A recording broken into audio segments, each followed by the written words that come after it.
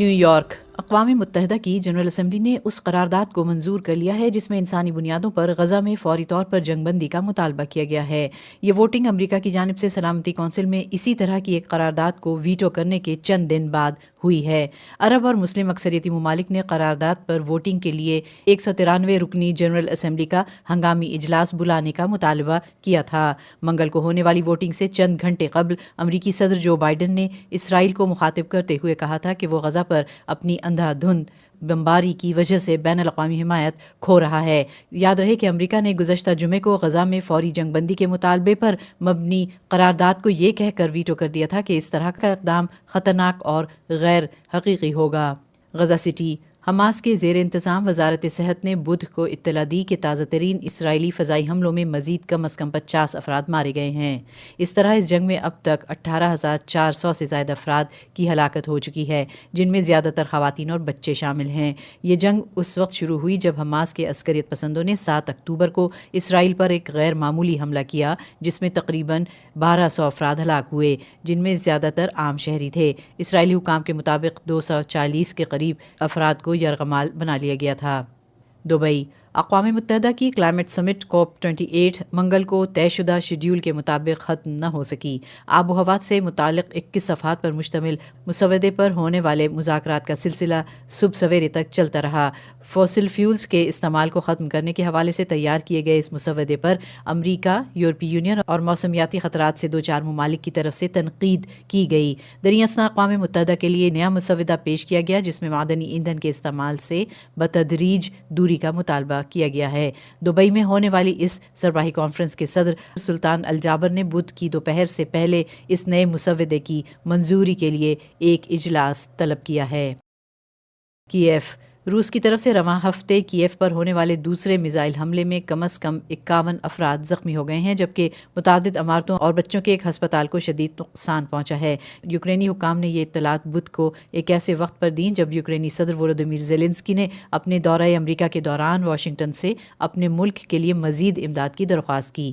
Ukraine کی فضائیہ نے ٹیلی گرام پر ایک پیغام میں کہا کہ فضائی دفاعی نظام نے روس کے تمام 10 بیلسٹک میزائلز کو مار گرایا ہے۔ تباہ ہونے والے روسی میزائلز کا ملبہ کیف کے 4 اضلاع میں گرا جس کے نتیجے میں متعدد افراد زخمی ہوئے۔ کیگالی۔ روانڈا میں صدارتی اور پارلیمانی انتخابات اگلے سال جولائی میں ہوں گے۔ ایک صدارتی حکم نامے میں کہا گیا ہے کہ پارلیمان کے ایوان زیریں میں صدر اور 53 نائبین کے لیے ووٹنگ 15 جولائی 2024 کو ہوگی۔ باقی 27 نائبین کا انتخاب 16 جولائی کو ہوگا۔ پال کگامے سن 2000 سے روانڈا کے صدارتی منصب پر فائز ہیں، لیکن 1994 میں ان کی باغی افواج نے کیگالی کا کنٹرول حاصل کر لیا تھا۔ ستمبر میں پال کگامے نے ایک معروف میگزین کو بتایا کہ وہ دوبارہ الیکشن لڑیں گے۔ 2015 میں ایک آئینی ترمیم کے بعد صدارتی مدت میں تبدیلی لائی گئی، جس کے بعد کگامے ایک اور دہائی تک عہدے پر رہنے کے اہل بن گئے ہیں۔ بینکاک۔ میانمار کی نسلی اقلیتی گروپ کے اتحاد نے بدھ کو کہا کہ وہ ملک سے آمریت کے خاتمے کے لیے لڑے گا۔ جنتا نے ابھی حال ہی میں دعویٰ کیا تھا کہ اس نے چین کے تعاون سے بنائے گئے اتحاد کے ساتھ بات چیت کی ہے۔ اکتوبر کے اواخر میں Myanmar national democratic alliance army, Arakan army اور Ta'ang national liberation army کی طرف سے ایک بڑی فوجی کارروائی شروع کیے جانے کے بعد ان گروپوں نے چین کے ساتھ تجارت کے لیے اہم فوجی مقامات اور سرحدی مراکز پر قبضہ کر لیا۔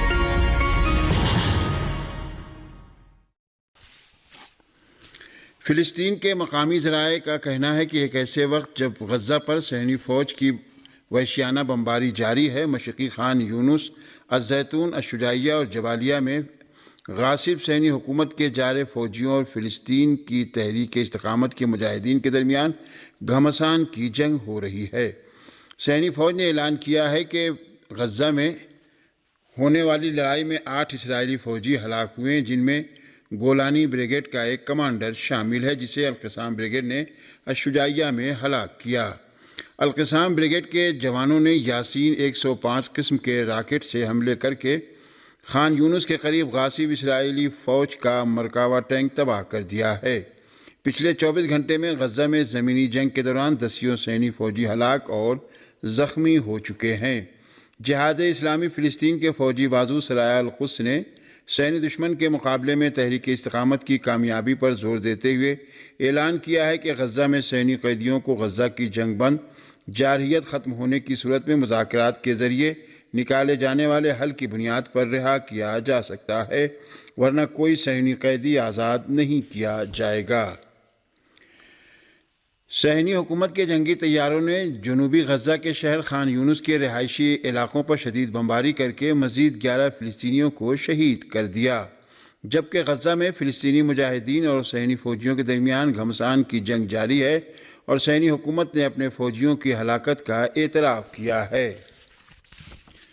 مشرقی غزہ میں واقع طفا اور درج علاقوں پر بھی صہیونی غاصب فوج نے توپ خانے سے حملے کیے ہیں۔ شہر خان یونس میں واقع طبی مرکز ناصر کو بھی تجار حکومت نے توپ خانے سے نشانہ بنایا ہے۔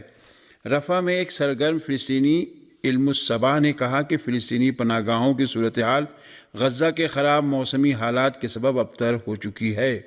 المیادین چینل نے بھی غزہ میں جاری صہیونی فوج کے حملے میں شہید اور زخمی ہونے والوں کی تعداد میں اضافے کی خبر دی ہے۔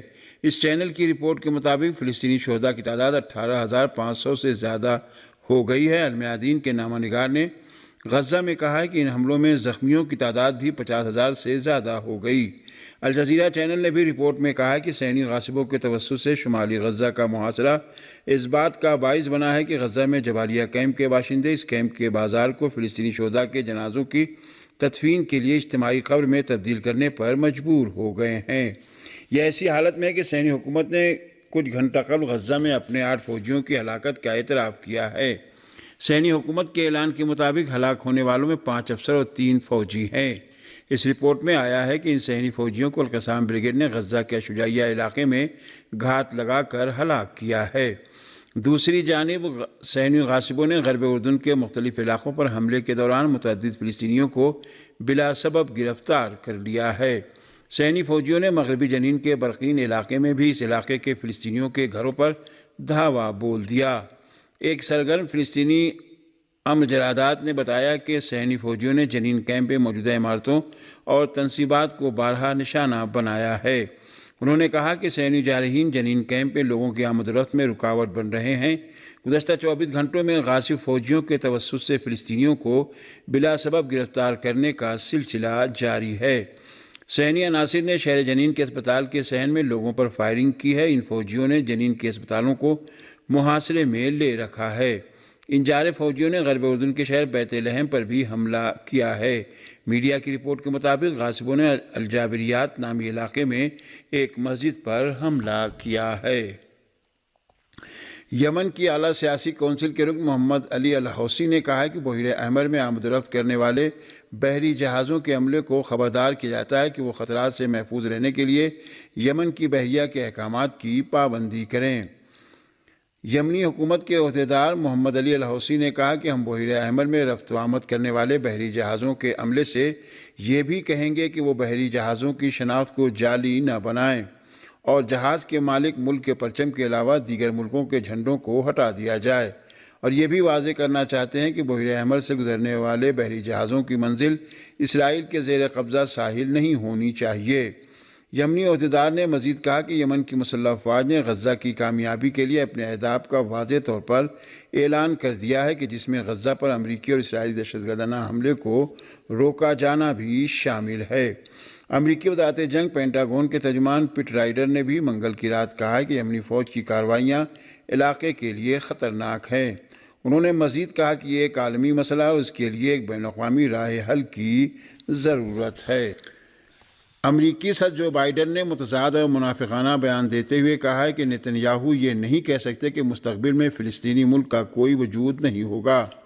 امریکی صدر جو بائیڈن نے کہا کہ اسرائیل یورپ اور امریکہ کی حمایت پر بھروسہ کر سکتا ہے، تاہم غزہ کے مختلف علاقوں پر بے دردی سے جاری بمباری کی بنا پر یہ حمایت اب متاثر ہو رہی ہے۔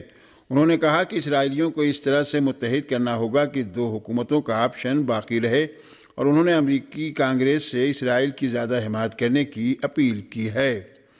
امریکی صدر جو بائیڈن نے کہا کہ نیتن یاہو یہ نہیں کہہ سکتے کہ مستقبل میں فلسطینی ملک کا کوئی وجود نہیں ہوگا۔